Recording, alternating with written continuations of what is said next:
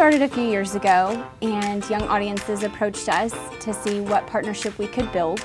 And when they first came to do some training, they said, "You're going to be learning the Actor's Toolbox and you're going to act." And I thought, oh, no, I'm not going to act in front of a whole bunch of strangers.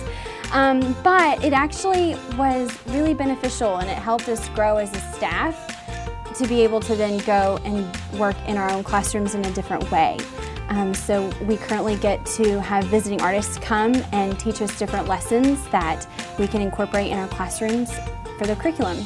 Young Audiences is an important piece of the puzzle because fine arts, it is an intricate part of the educational process, and you can't have school without having the arts. Just like you can't have school without having good foundation in reading, math, and science, you need the arts. The arts are fundamental. The proportion of your face, the location of your eyes, nose, mouth, and ears are a mathematical phenomenon. It's a reality. For students to see that there's an application for their math and for their reading and science learning, that there's connections everywhere, and for them to see that the application of what they learn in the classroom through another activity or strategy is very powerful. Students that they're more visual or tactile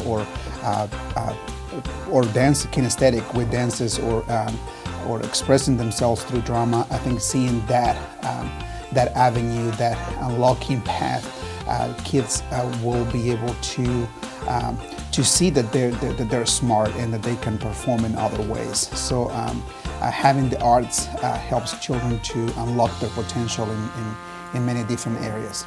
I think that bringing the arts into the classroom is a culmination of different fields.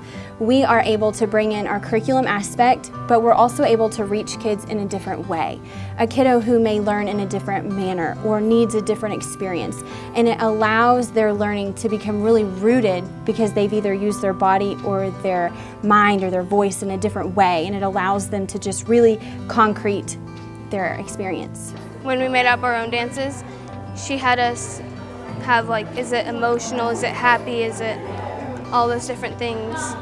And it's like you're telling a story of you make up a character and then you portray that story through the dance. That made me feel proud because we were 5 people on this stage by ourselves, and hearing the audience, they were showing us that we did good and that we did a good job.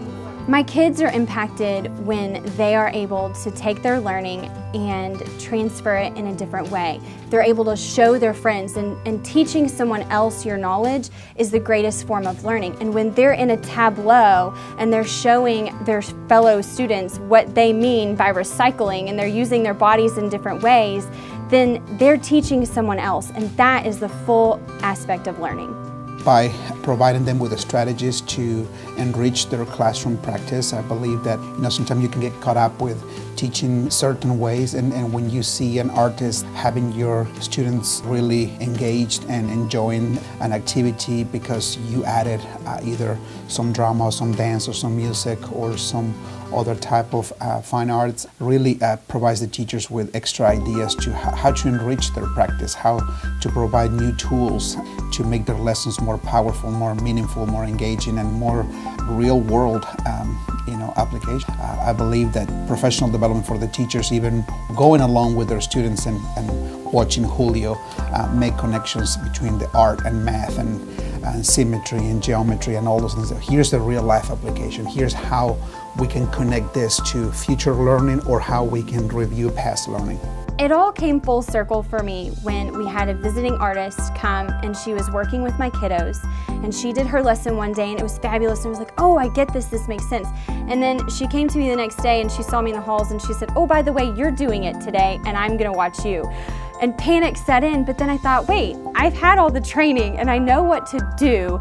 And so I sat and I wrote down my curriculum, and I really just wrote out just like she had done, but I used a different topic that we were teaching, and it all just kind of came together. And that's when I knew that I had the tools that I needed to make this happen. And it didn't have to change my teaching methods. It was just a new and a different way to do it with my kids. So it's not something else that I have to do. It's just changing the way that I'm thinking about it. It's been fun and exciting to do dance in middle school so that when I go to high school, I can do dance, and it's really fun.